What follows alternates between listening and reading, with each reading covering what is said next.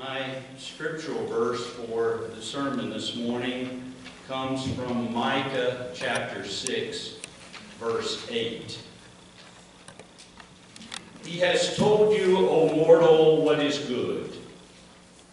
And what does the Lord require of you? But to do justice, and to love kindness, and to walk humbly with your God. I have always appreciated people who can say a lot with a little. The 8th century prophet Micah has been labeled a minor prophet. He is measured by the usual academic standard of output. His is a thin little book, so it must be a minor prophecy. Poor little Micah's work is a review, or an abstract, or an article stacked up to Isaiah, or Jeremiah, or Ezekiel. But in this little work of prophecy, there is a big message on this day of our annual meeting. Micah tells us clearly in one summarizing verse what it is that the Almighty and merciful God desires for us. What does the Lord expect from those whom He has chosen? Very simply, the Lord says that we are to do justice, love kindness, and walk humbly with our God. What the Lord wants for us is nothing less than a refocusing of our lives.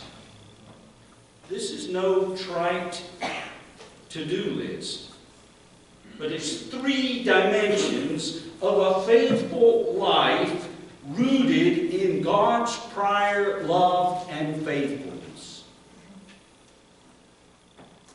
We are to do justice. For too many, justice is narrowly understood as punishment deservedly handed out to criminals and terrorists. That's usually the first thing we think of when we hear the word. True, there is an element of justice that draws a clear line between right and wrong to protect the weak from the strong. But from a broader biblical perspective, brothers and sisters, justice has more to do with the constructive ordering of all relationships. Public officials with constituents, family with tribe and kinfolk, community with the refugee, the resident alien, congregation with the poor, searching, and lost. For God's chosen people, justice means to care for the orphan and widow, to welcome the stranger, to feed the hungry, to make room for the resident alien, not because those who have the scales of injustice against them deserve it, but because this is the way God has acted favorably with Israel and with us in the past. Doing justice is a matter of perspective. To love your neighbor as yourself is not a psychological high-wire act. Justice is the claim of the neighbor's need upon us. It means I am to love my neighbor and stand by my neighbor as if he or she were another I. I am to love my neighbor as if I were in my neighbor's place. I am to come to the aid of my neighbor as if I were standing in my neighbor's shoes. Doing justice is also a matter of balance. It means, to borrow the words from our ELCA World Hunger Appeal several years ago, to live more simply so that others may simply live. It means really grappling with what is the fair share for my own needs and wrestling with the question of where needs cross the frontier into wants. It's a basic household conversation that we had with our kids over and over and over again. Earlier in Micah's little book, justice is defined as a balanced condition when they shall all sit under their own vines and under their own fig trees without fear of seizure or envy. What is a vineyard and some fig trees in 21st century Newtown? 40 acres and a mule like our African-American forebears after Sherman went to South Carolina? What is our current definition of our fair share in this world? A fair-paying job, a house, a $25,000 hybrid car, and an honest-to-God tithe for the mission of the church? Balance focuses on how far we need to go with what God has entrusted to us to tip the balance for the cause of the neighbor and for the searching. But the cry for justice sounds shrill without enduring personal relationships, day-to-day commitments to small promises, and a heart for reconciliation and working together. We are called to love kindness. Kindness is actually too anemic for this translation from the original Hebrew, which is chesed. The biblical analogy looks more like a solid marriage, making commitments and keeping commitments. Justice always needs to be tempered, brothers and sisters, by mercy, as has been emphasized so well by Pope Francis.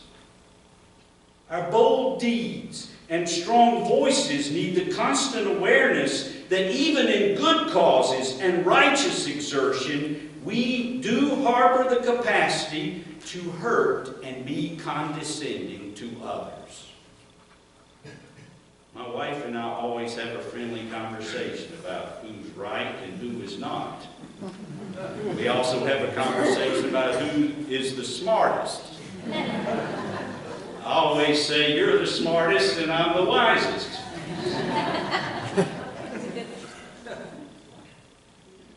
But to love in a steadfast manner means to share the pain and joy of others without being condescending or patronizing.